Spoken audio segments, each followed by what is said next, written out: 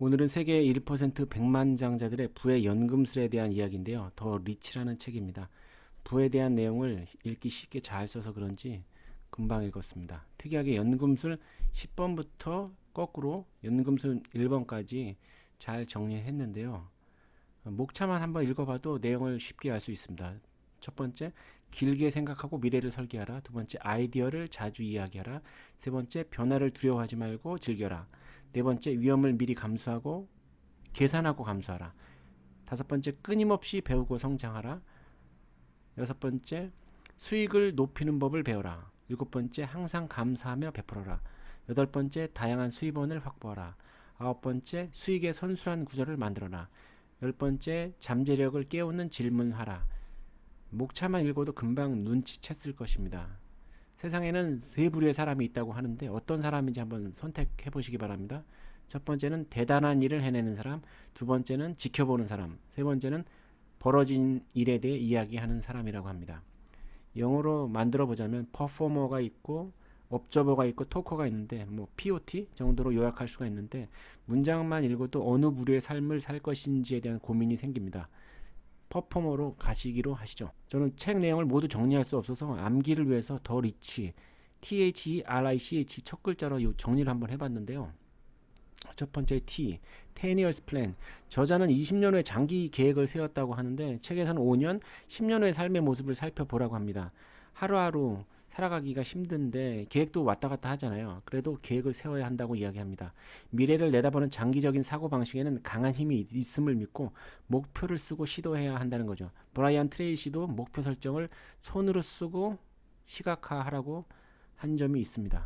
두 번째, 하이 패시브 앤 멀티 인컴 소스에서 여러 개의 수입원을 확보하는 비결이 수동적 소득, 임대소득, 이자, 배당소득을 이야기하는데 이것을 늘려야 한다고 말합니다. 누구나 다 아는 이야기지만 쉽지만은 않죠. 게다가 낚싯대 예를 들면까지 멀티소득을 가져야 한다고 강조합니다.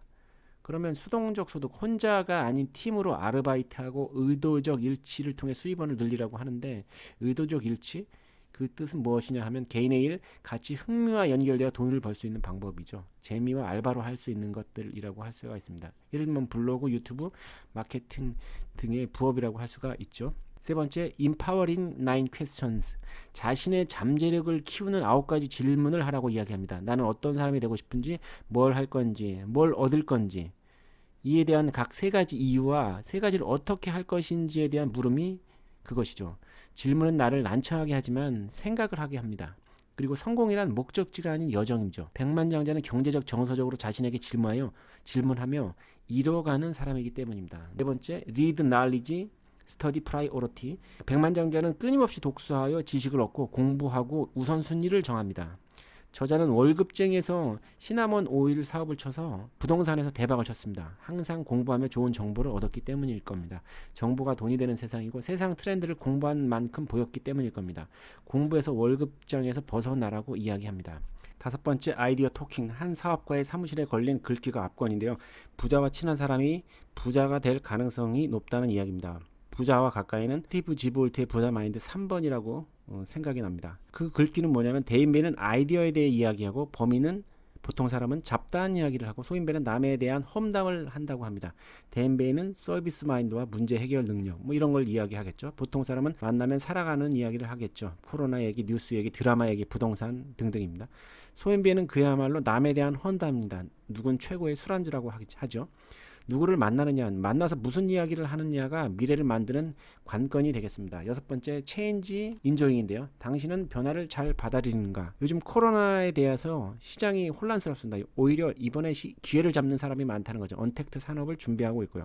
두려움은 우리의 눈을 가려 기회를 포착하지 못하게 만드는데 어쨌든 우리는 변화를 즐겨야 할 시기라고 생각합니다. 또 그런 속담이 생각이 나네요. 걱정을 해서 걱정이 없어지면 걱정이 없겠네. 일곱 번째, 핫3 키인데요. KEW, Knowledge, Endurance, Wisdom이라고 할 수가 있습니다. 이 내용은 그냥 H 첫 글자로 만들어 본 겁니다. 인내심, 지식, 지혜가 순자산을 늘리는 열쇠라고 하는데 100% 동의하지는 않지만 그렇게 해서 부자가 되었다고 하니 반박할 수가 없습니다. 책 경험을 통해 공부해서 지식을 쌓고 지혜를 얻어 잘 참아낸다 정도로 말할 수 있을 것 같습니다. 그럼 이 책 더 리치를 한마디로 정리하면 10년 후의 계획, 수동적 멀티 소득을 세우되 자신에게 계속 질문하고 부자들과 같이 공부하여 지혜를 쌓아 변화에 대응하고 인내하며 살아가는 자, 부자가 되는 거죠. 곳간에서 인심이 난다고 합니다. 더 리치가 되어 많이 베푸는 삶을 사시기를 바랍니다. 감사합니다.